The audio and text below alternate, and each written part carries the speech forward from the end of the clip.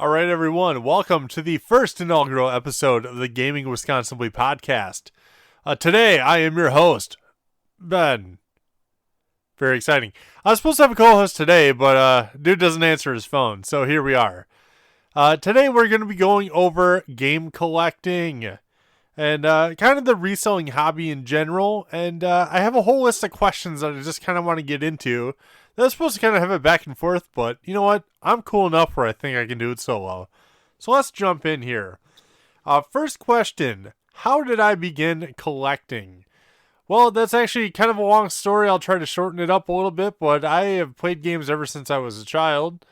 Got my first NES when I was probably 6, and I always used garage sales back in the day to kind of earn money to get enough money for the next system. So, like, I sold off all my NES stuff to get Sega, sold off my Sega stuff to get Super Nintendo, sold off my Actually, no, I kept my Super Nintendo stuff. And then I got Nintendo 64, GameCube, PS1, PS2, all that good shit. So that is basically how I got started. During my teenager years where I kind of had my own job and, earned my own money, I started collecting more for Super Nintendo. It's my favorite system of all time. So that's when I used eBay a lot, kind of when it was first coming out and was first like a big thing. I used eBay to get a lot of those RPGs back in the day, like your Final Fantasies, your Chrono Triggers, all that kind of fun stuff. And then how I started collecting as an adult is I used to work a lot of contract jobs in the IT world.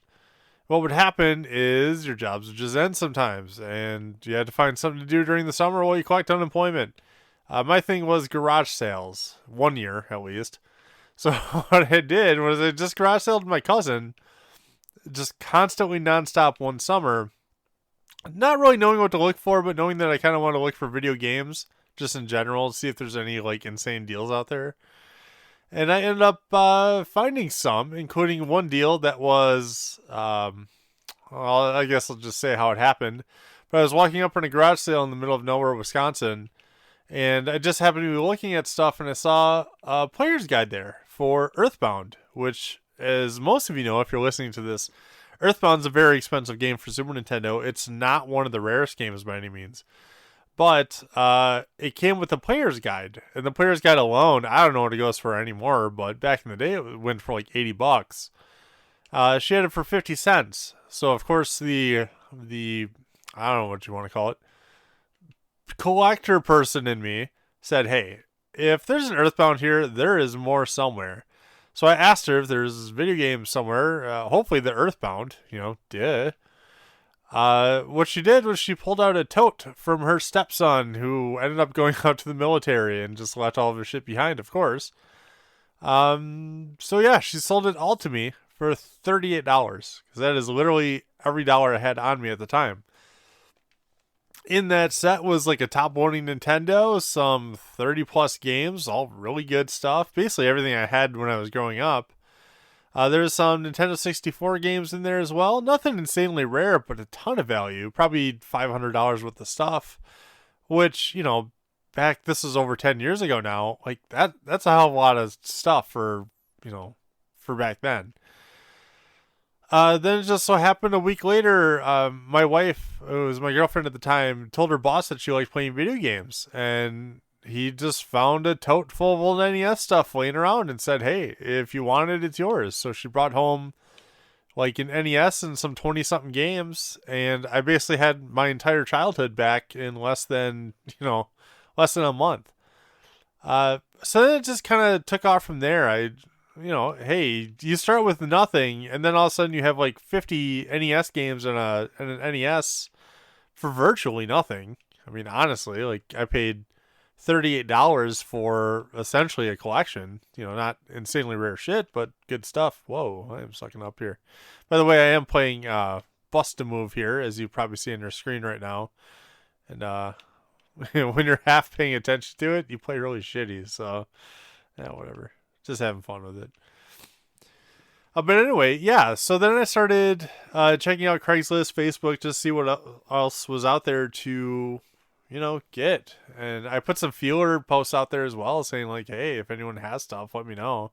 interest in buying, and that's just kind of how it all started. I had a lot of good feedback from that and bought a lot of shit. And that was back when I didn't have a lot of money to spend for it. So I guess the second part of this question would be, how did you start reselling? And that's kind of like the same time frame that I started doing that. I moved to a smaller town in some prairie, and I started listing some of the extra NES stuff that I got from those lots because I don't need doubles of a bunch of this shit. And one other reseller guy hit me up at the time. I wasn't aware that other people really did this. I just kind of thought it was my own thing. Some guy hit me up and he was like, kind of territorial, like, "Hey, bro, like, you moving in my stuff." I'm like, what the fuck is happening? Either way, that ended up being a guy that I was kind of friends with, kind of not for a long time. I ended up cutting off a friendship with him because he's kind of a giant dick. But that's just kind of how I got started. I started sending out feeler posts. I started buying a lot more shit.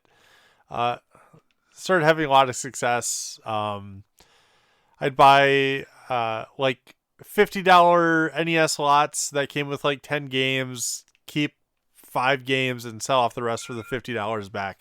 That's kind of how it all just started snowballing from there. Then eventually what happens is you just get a lot of doubles. For every set that you buy, you have more doubles, and then what you normally keep now just becomes pure profit. So that's how I started kind of reselling on top of that. So let's go with the next question here. What systems do I enjoy to play or collect for? If you saw my Game Room Tour video, what you'll notice is that I have a shit ton of Nintendo stuff.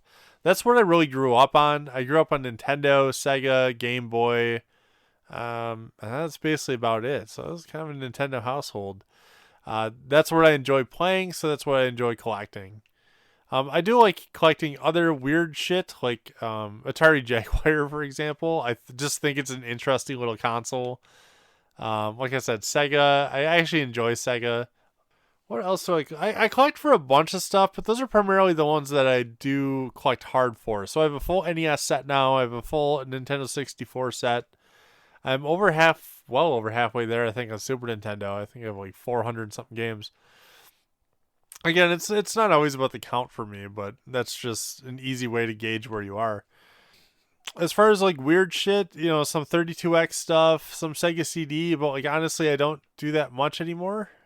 Collect for those a lot more, but they kind of priced me out a little bit. Maybe not 32X. It's just kind of hard to find 32X shit, to be completely honest. Is there really anything else that I'm missing out on? I don't collect a bunch of weird shit. So like, I guess I do collect like Atari stuff, but it's mostly just like free shit that I've gotten over the years. I don't think I've ever actually bought an Atari game, but yet I have like 100 something Atari games probably. Uh, there's other stuff that I used to collect a lot more shit, and I ended up getting rid of a lot of stuff that I know I'll never play, and then I have absolutely no like nostalgia for. I'm kind of shocked I haven't done that with GameCube, or not GameCube, Dreamcast at this point. It's a system that I have a lot of games for. Again, like I've never paid for this shit. I just kind of got it over the years, but I have no love for the Dreamcast, and I'm not even saying it's bad. I don't care for it. So that's basically it. I collect some odds and ends here and there, like Vectrex, I guess, for example, because I think it's a really neat system. It's not anything I grew up with, but it's something I enjoy throwing on from time to time. I think it's just neat. That's about it for collecting. As far as playing goes, I like playing a lot. Mainly NES and Super Nintendo, just because of how easy the games are to get into. Super Nintendo a little bit less because the games are much longer. NES is very easy to pick up and play. The RPGs are a lot shorter in NES than they are any other system. So, if you want to pick an afternoon and beat a game, NES is always a very safe bet. Super Nintendo, not usually. If you actually want to beat a game in an afternoon. Sega, I've been trying to get into more. It's a lot better than I remembered as a kid. I still don't put enough time into it, honestly. But there's only so much time in the world. What I do is I usually play games and then I review them on the channel. I'm very far behind. There's just always a massive backlog, so what can you really do? What else we got here? The best deals I have ever gotten. And when I wrote this question, like I immediately tried throwing down answers because there are so many. Honestly, I've been doing this for more than 10 years now. So it's kind of hard to remember all the best deals. I mean, the garage sale deal was the one that really kicked it off. That was amazing at the time. There was a deal that I got. I sent out a feeler on Facebook. This is a few years ago now. Actually, probably 5 years ago. I sent out a feeler just saying, hey, if anyone's selling video game stuff, just send me pictures. I'll send you your price. We'll work some out. And I thought the guy was trolling me. He sent me some really shitty pictures of like shelves full of NES games. I'm thinking like, okay, like this guy's just fucking with me because there's good shit in here. And I didn't know like every NES game at the time. Now I do. Like I know, what most everything's worth. But at the time I didn't know. So I'm looking, there's like a Swordmaster in there. There's Chippendale 2s. There's what the hell else is in there? Advanced Dungeons and Dragons Hillsfar, Felix the Cat, Wacky Racers, Gemfire. There's a whole shit ton of great games in there. It wasn't like, your common NES junk. It was actually like almost all amazing shit, which is really weird. I'm thinking like, okay, this guy's going to want thousands of dollars or something crazy for this, which I didn't have at the time to spend. So I just asked him, like, how much do you want? He's like, just make an offer. So I'm like, fuck it. I don't know. Like, how about 250 for these games? And I listed like 40 games. All the expensive ones I didn't have. I wasn't asking for stuff I already had, just, stuff I didn't have. He said, okay. I'm thinking he's fucking with me. I'm like, yeah, whatever. So he gives me a place to go meet him, and I meet him. It's just like a college kid who just wanted apparently apartment rent money. And yeah, he has all the games there, and they're all pretty clean. And I'm just like, wow. If you want to sell the rest of them, I guess let me know. And he's like, oh yeah, just let me know, like, if you want to throw me an offer sometime. So a week later, I threw him the offer for the rest. It was like another $150 for like another 40 games and his NES console. And, there was even more cool shit in there, but nothing like absurdly expensive. But at the time I think it was $380 for what was at the time about $1,400 total. If you count in like today's inflated amount, it's probably well over $3,000 worth of video games. Just an insane lot. And, super lucky to be able to get that. I actually let my buddy get in on that one too, because there's a bunch of games that the guy had that I already had and my buddy didn't. So I mean, he spent $100 and got, like 20 something games that he didn't have. Several of them were $30 games. So sometimes you gotta let your buddies get a deal too every now and then. It's like, it is nice to get all the deals, but you gotta throw your buddies a bone here and there. Not all the time, just a little bit. That was an amazing set. There was a guy who down in the Galloping Ghost swap meet was selling off his entire NES collection. He wanted to buy arcade units, I guess. So I ended up picking up a ton of heavy hitters from him for like $800 total. I got like $1,400 worth of games. But you might be saying like, oh, that's not an incredible deal. But if you're adding in like all these heavy hitters that I got from the guy, including a bunch of like very uncommon games like Widget, and there's like Mighty Final Fight, and there's a whole bunch of shit in there. Great deal. I love that kind of stuff. I am like apparently the god of boxed Earthbound games. I don't know why or how, but I always seem to find them. So I've had 4 box copies of Earthbound, and I'm not one of those guys, like I'm not an eBay person. So I don't sit here and like scour eBays for deals and flip shit there. Almost all my stuff is local. Like 95% of it, if not way more, is local. I walked into a game store once, a brand new game store in Madison called Preplayed. I mean, at the time they were brand new. This is probably 12 years ago when they opened. Just looking around, and I look at the floor, and there's a whole box copy of Earthbound right there. I'm like, holy shit. I love Earthbound. It's one of my favorite games ever growing up. And at the time, it was a $300 complete in box game. They had a price tag of $35 on it. I just about shit myself. And it wasn't a fuck up. I mean, it was legitimately $30 or $35, whatever the hell I said. So I bought that, and I'm like, okay, that's great. I got another box copy of Earthbound for 375 local, and I've got another for 500 local. And I also had a box copy for $20 on clearance from when I was a kid. But you don't really find that nowadays. So yeah, that deal was awesome, or those several deals were awesome. Also, if you watch my game room tour video, you'll notice that I have this giant Nintendo headquarters light up cabinet with a bunch of glass shelves, box games, and all sorts of like cool collectible shit in there. I got that for $500 locally from a guy like maybe 15 minutes away from my place. And it also came with about 60 to 70 empty NES box games, which none of them were like super rare or anything, but I mean, it's like 70 somewhat common to uncommon box games for another, I think, $120 I threw in, and included like an NES sports set box and just a whole bunch of cool shit. I had to do a little bit of restoration on that cabinet, like adding glass and shelves and all that good stuff, but I mean, what a hell of a deal. I could probably sell that thing for $2,500 if I wanted to right now. Even if it's not like a monetary thing, what I love about it is it's kind of like a unique one of a kind deal. Like there's probably a handful of collectors in the world that have a Nintendo headquarters cabinet, an official one. Like this has a serial number in it and everything. So I don't get that many display things. Generally, they're like way outside of my price range. And honestly, I just don't have the room for this shit anyway. But those are probably all my favorite deals.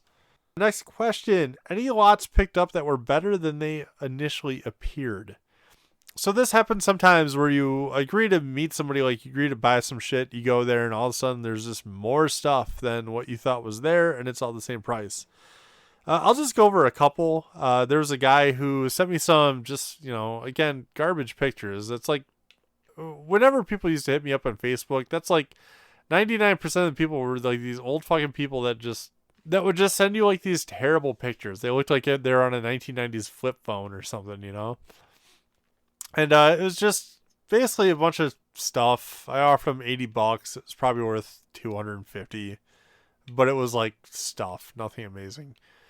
Well, I get there and he's like, "Hey, I found some extra games I threw in," and he threw in like loose like Mario Thousand Year Door, like a loose Smash Brothers, Melee, just some other random shit, and he threw in Contra Super C and Contra Force. Just randomly threw in. I'm like, these are the only NES games you just happen to have like Contra Force in there. Like, all right, cool. So I threw in another $20 because like I'm not one of those guys where it's like, oh, I got an amazing deal, so I throw in more money. I'm just like, just because you found all this extra shit, I'll give you another $20. Like, it's a deal. He threw in like an extra $250, so you got to give him something for it. So that one was pretty awesome. Oh, there was a person locally. He hit me up and he wanted $150 for. It was a box full of like, I think that there was an NES and probably 20 something games in there. There was like a Game Boy and some games. So it looked like just your average shit, nothing amazing. Like good sellable stuff. I looked at it, it's probably $300 worth of stuff. And I get it home, and I'm looking through the stuff, like, yeah, that's cool, whatever. I'm looking through, because at the time I didn't have a spreadsheet, and I'm just looking to see if I had the games or not. And what I thought was just a regular old Chippendale NES game was actually a Chippendale 2, which, if you don't know, is a very expensive and uncommon game. So that was neat. I mean, at the time, the game was maybe $150. That's what I sold it for. Maybe it went for like $180. I sold it to $150 to my buddy. But yeah, that was nice. Didn't expect to see that in there. It's like, oh, this $20 game is much more expensive than I thought it was. That's about it. I mean, there are plenty of other smaller examples. Those are just a few that I wanted to bring up. Another question, this one, honestly, it's becoming more prevalent, and I find annoying as expletives. Have you ever had people try to sell you repros in person? I don't know other people's experience with this. I'm assuming it's just going to happen more often as, time goes on and more repros are out there and it's all running rampant and all that shit. But the answer is yeah. Oh, I totally have. Several times, in fact. There was a guy who I drove, what was it, like 45 minutes to meet him one night. And I don't know if he made it like a nighttime meetup so I wouldn't check, but what he had was a Super Nintendo and 10 games. Mostly looked like junk, but in there I see the top label of a Mega Man 7. Like, oh, neat. And it was a $150 set, so it wasn't like, free. There's nothing else in the set worth jack shit. It was mostly some $10 games. Maybe had like a Mario World or something in there, but pretty average shit. And I get there, and I brought my NES bit or screwdriver, or Super Nintendo bit, whatever you want to call it, just to make sure that it was legit and that I was buying real shit. And I get there, I didn't even need to whip it out. It was the fakest fucking repro cart I've ever seen of a Mega Man 7. And I'm like, bro, what is this? Oh, I didn't know. I'm like, come on, dude. So I ended up, like, I offered him, like, half the price, because honestly, the Mega Man was the fucking cost of the set. And he declined and sold it to some other schmuck on Craigslist soon afterwards. I feel bad for whoever got fucked up by that, so... yeah, super annoying. I've had people, somebody actually did slip one past me once. Smash Bros for N64. The set was still an amazing deal with or without the repro, so it didn't really matter. And honestly, like, the guy didn't say that it was a repro beforehand. I don't give a fuck, honestly. Like, it was fine. It was a good deal. Whenever I do get a repro, I do list them for sale as repros, so I'm not, like, fucking over randoms. But at the same time, a random mom doesn't give a shit. They typically just want to play games with their kids. They don't give a shit if it's a repro or not. Your collectors don't want repros. That's the main difference. So I'm not going to sell sets to new or existing collectors with repros. But, mom don't give a shit about repros. It's just the way it is. I had a person... this wasn't even that long ago. I think it was over last summer. Who had like a Nintendo 64 with, it was somewhere between like 4 and 5 $30 games for like $60. And they all looked like good games, like Banjo-Kazooie, Smash, Mario Kart, Mario, and GoldenEye or something. It was like a good set. And I go there, and 2 of the games are repros. Like, I think the Smash Bros. And a Mario Kart or something was a repro. And I'm like, bruh, like, this stuff's fake. Like, what the fuck? Oh, how do you know it's fake? I'm like, okay, look, I just literally compared the 2 games to them. I'm like, here's a real game, which you had, and here's a repro, I showed them it. I'm like, you see the obvious differences? Oh, I didn't know. I'm like, well, how did you just get 2 repros out of nowhere?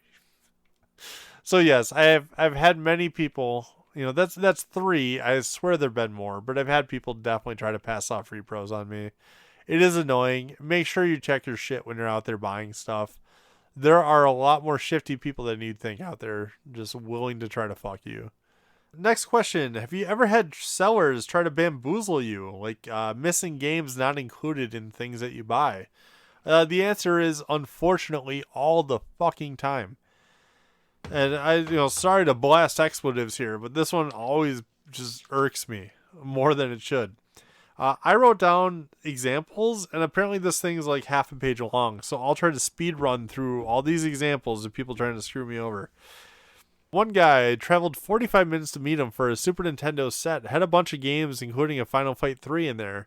I get there, and I'm counting the games, and I notice there's one short, and I'm looking to see which one it is, and of course it's Final Fight 3.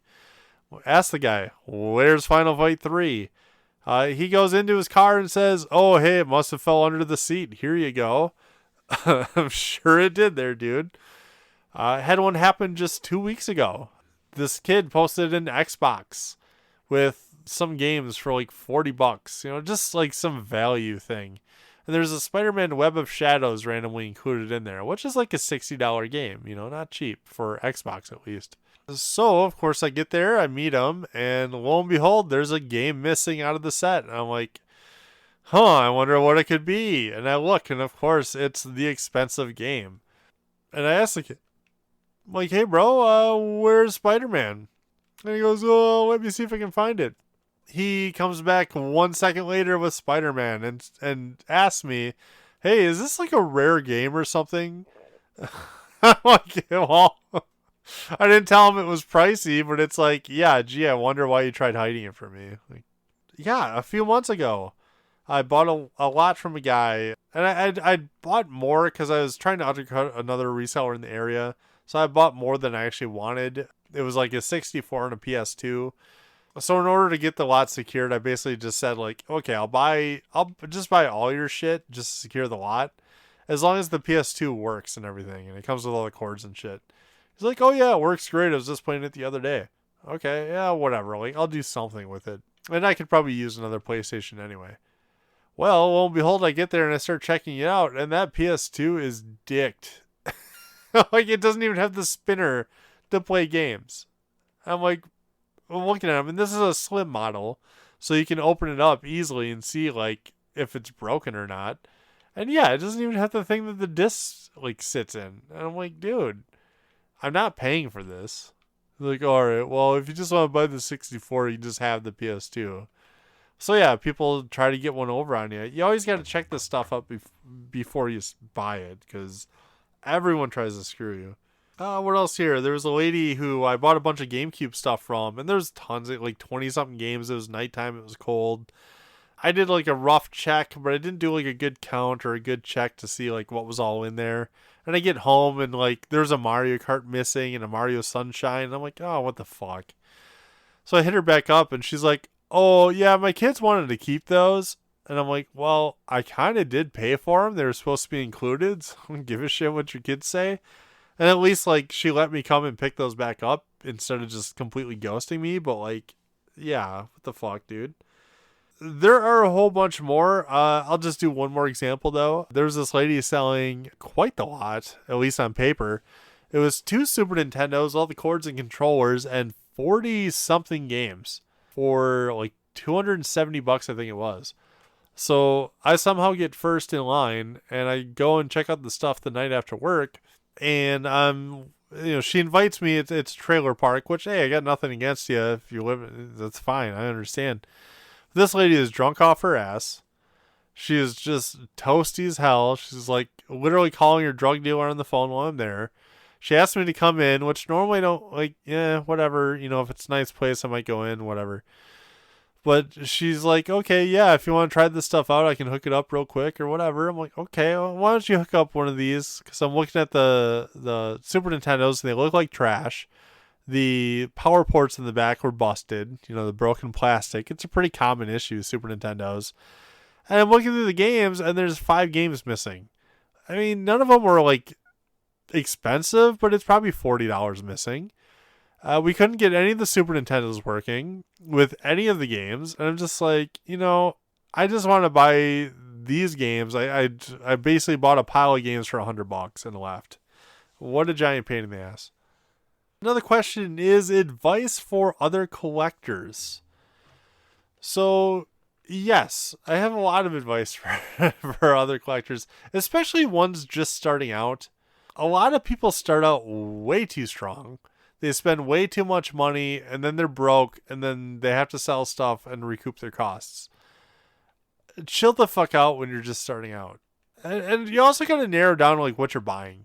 I'll see a lot of people starting out and they just buy everything. Like absolutely everything. No matter like if it's a good deal or not. They just have like this weird investment like mindset where it's like, oh, I'm going to make $1 million on this shit. So they'll buy like Sega Genesis lots or PlayStation lots. Every Xbox under the sun. Every Wii under the sun. And Wii's like, they have good resale value. But like none of it's just all garbage. So really like limit what you're trying to collect. You don't need everything. Like learn what has resale value, but also learn like what you like and what you'll actually sit down and play. Like if you just collect video games just as like some weird investment deal and you never bother to sit down playing them, then like why don't you just do everything? Like why don't you just do like cards, like other weird shit. Like why does it have to be video games? Like yeah, you can kind of like do an investment in them if you want, but it's not the greatest in the world of investments. Like, it's okay, but I also see a lot of people that try to be like their own museum collectors where they just have all this shit. And a lot of it's just junk at some point. Like, you look through somebody's collection and it's just like, ugh. Why do you bother have this? Or like, why do you have this shit? Why do you have like a bunch of old Atari stuff that like you don't give a fuck about? No one else cares. It has no resale value. Like, get rid of this junk.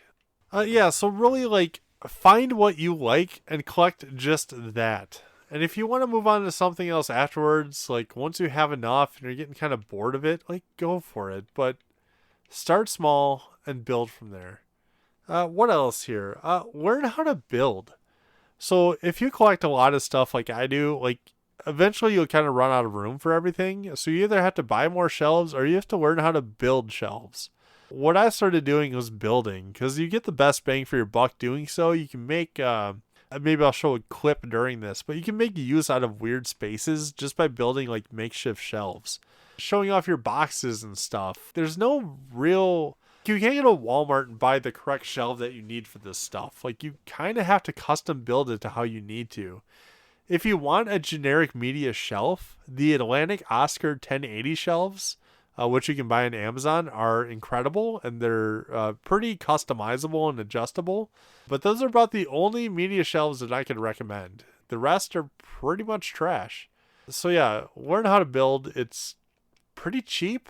It's not that hard. You just have to kind of figure out how to do it. What else here? Knowing stories of dealing with buyers.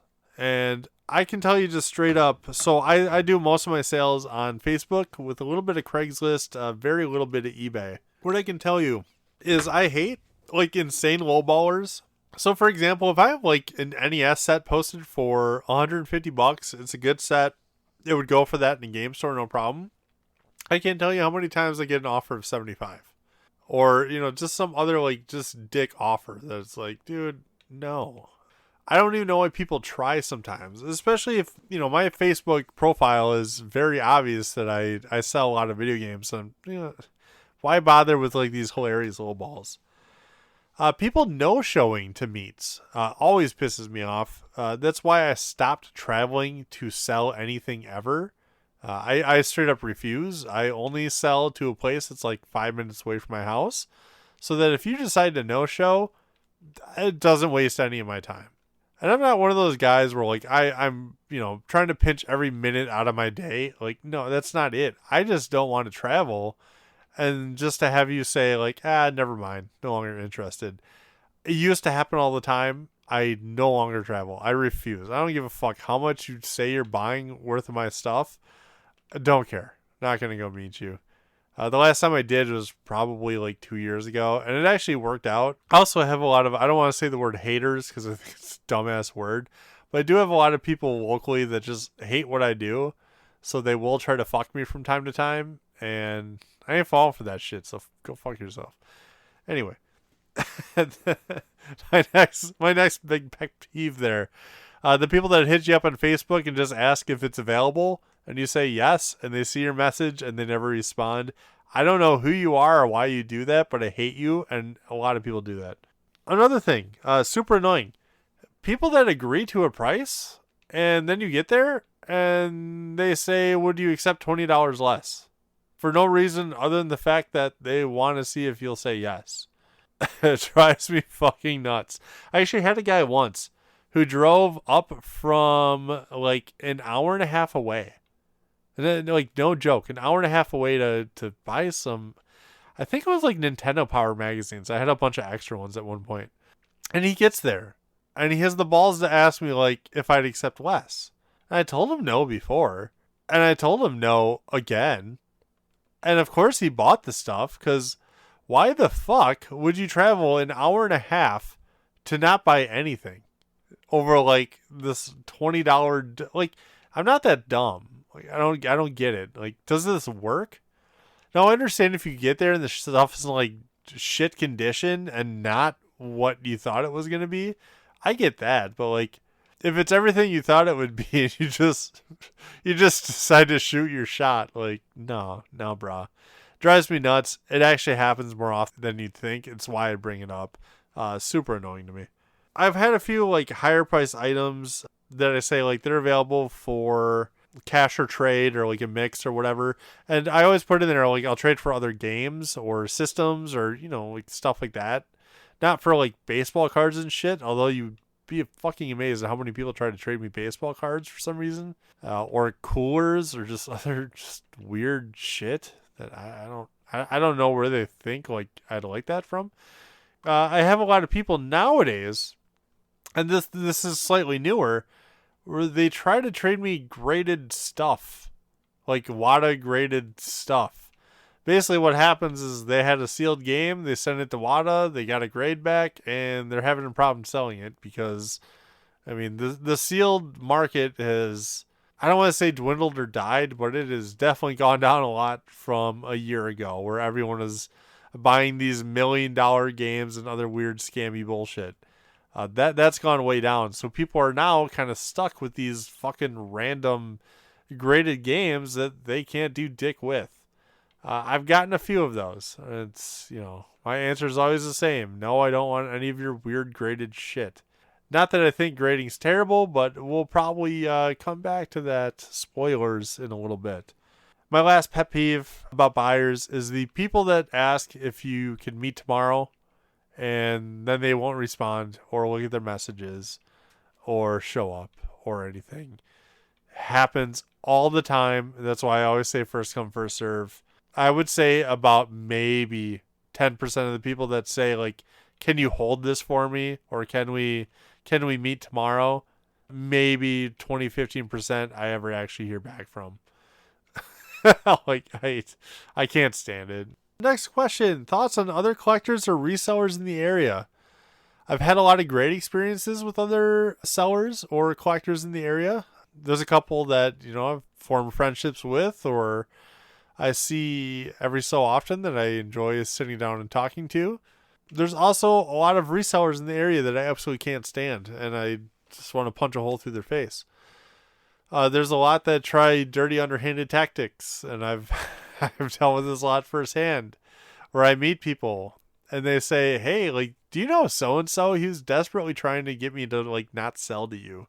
I have a guy who like I was actually really chummy with for a while, and like had him over a lot, and we're actually turned into pretty decent friends. Who like I learned from people that I was buying lots from that behind my back he was. If he thought that I was buying a lot, he'd hit up these sellers and ask if they were selling to me. And if they said yes, then he was desperately trying to get them to not sell to me. You can't do that shit. I mean, that's, I don't know, that's pretty fucked up. There are other resellers in the area that just, I like to have like mutually beneficial relationships with some of these people. Where it's like, maybe I'll sell you a game for a good price. I scratch your back, you scratch mine, kind of at some point. But a lot of the resellers, at least in my area, they want every single dime plus of what something is worth. So trades are out of the question. Everything, it's a shit show. They're not worth dealing with. What I will say is my Facebook has a block list of probably 130 people long at the moment. Half of them are resellers, half of them are shitty buyers. So I don't really like fuck with that stuff anymore. Like anyone who annoys me, whether it's selling, buying, or reselling or collecting, I end up just blocking. Like I only use Facebook for the marketplace anyway nowadays. So like why bother with the rest of this shit that you don't care about? We have some questions that I like to call from the internet. What this really was questions from a group that I'm part of other collectors and resellers. So they had a few questions here, and I'll try to answer them the best I can. Have you ever felt like you were just hoarding stuff you didn't particularly care for? The answer is yeah, and I sold all of that shit off a long time ago. What I said earlier was, kind of collect what you want to play and collect what you care for and sell off the rest. Well, that's personal advice, straight from me. I used to collect weird shit. So I had like boxed in televisions, boxed like Magnavox Odysseys, all this weird shit that like, dude, I don't even know how to hook up anymore. Even though I have a CRT TV, like, I don't want to deal with the Devil's Pitchfork shit or like any other. I just don't care. And when am I ever gonna hook up a Magnavox Odyssey or an Intellivision to play? The answer is never. I don't like those games. I think they're dog shit. Like, it's well before my time. If I'm never going to look at a system or play it or collect for it, I'm going to get rid of it. I still have actually somewhere I have a bunch of Fairchild games, I think. Like, that I have to figure out something to do with. Like, I don't think I'm ever going to find a Fairchild system, so it's probably not worth me having the games for it. And I don't think the games are particularly worth anything, and they're just taking up space. And again, that's kind of what collecting comes down to, is like, what do you actually have the space for? Like, all this stuff takes up room, so you have to be kind of selective at some point with your stuff. So yes, I have felt like I've been hoarding at some points, and I've gotten rid of stuff that I just don't care for. My next thing I might do is actually, I do want to do more game reviews. I'm basically going to review everything I have at some point, hopefully. I mean, I don't know if I'll ever get around to it, probably not. But I have like a bunch of Sega CD shit and a bunch of Sega Saturn stuff that, like, I'm probably just going to like review the systems with all the games that I have and then just sell off those games. I just don't care for them that much. And honestly, like, especially with Saturn, not worth collecting. Way too expensive. Not something I'm never going to get into Saturn collecting. So I'm not even going to try it. It's not anything like you can find local. I mean, I have at some points, but it's always expensive. And I don't want to deal with that shit. So, yeah. I mean, stuff that I hoard, I will eventually get rid of and just keep the stuff that I like. And at some point, I might just get rid of everything. But that's going to be a long time from now. Another question from the internet. My thoughts on graded games. Honestly, I don't have a problem with them. I don't have a problem with grading at all. Up to a point. So, if you're grading loose games or not sealed shit, I don't see the point. I don't get it. Graded things have always been for like sealed stuff or like comic books. I'm trying to think of like any rare non-sealed video game stuff that would be worth grading. Maybe like some ridiculously expensive thing like Magical Chase or like the Nintendo World Championship games, for example, where it's like, you know, those games never really came sealed. So like if you want to preserve them the best you can, it's probably worth grading them and just throwing them in a box, you know, a plastic coffin as some people call it. I get that. That's fine. Like, I have a sealed copy of Bronchi the Bronchiosaurus, for example. Like, what sucks is like I need the game. Like, I'd rather it just be loose than sealed. But I had a really good deal on it, so I just picked it up. That one I might send in for grading and just keep around, I guess, or maybe try to sell it and just get a loose copy somewhere. But I don't know. Like, it costs money to grade. It takes like a year to get back. I have the game sealed right now. It's stored in a nice area. Like, it's not gonna get shitty. It's not going anywhere. It's fine. I can grade if I want later. I don't know if I want to.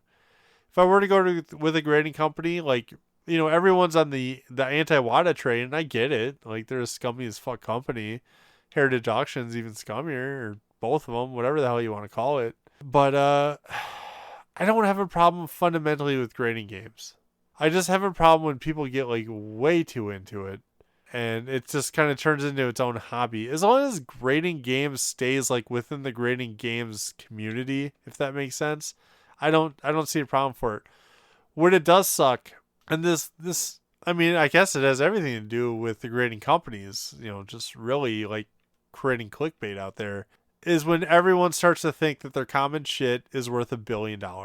That's when you start seeing the new bubbles, the lack of new sellers, and just the general annoyance of trying to deal with collecting as a hobby. You have these grandmas going like, oh, this copy of Mario 1's now $100 because some asshole, you know, sold a sealed copy for $1 million or whatever you saw on the TV. It's just not true. None of it's true. That's all bullshit. And unfortunately, you know, these people don't understand. So it's a long story short, I don't have a problem with grading. I have a problem with the companies that are doing it. VGA, I don't think has been bad at all. I think they've actually been pretty cool. I don't know. I guess I don't see why you'd choose one over the other than the fact that WADA just has all the big auction hype under their belt.